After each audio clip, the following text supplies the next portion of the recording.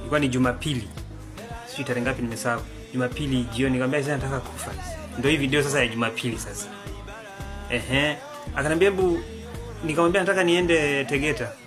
Hospitali moja ya masista pale. Nikamwambia nataka niende. Hivi wanafungua Jumapili? Akaniambia sidhani Jumapili kama wanafungua. Huwa ni mwisho saa 9 sijui. Nikamwambia basi ngoja nivumilie, nitaenda Jumatatu. Nilikuwa na dawa tatu. Akaniambia hebu kunywa, tulikuwa naongea naye kwenye simu. Nikawa nimezinywa, nilivyokunywa sasa ugonjwa ukatulia sasa. Ukashuka. Usiku ule nikavumilia, hali ikawa imetulia. Asubuhi hali ikawa iko vizuri.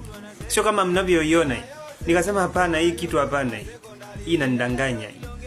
Nikawa nimeenda kupimwa malaria, nimepimwa sio na ugonjwa gani, kila kitu nikapima kila kitu, hamna kitu.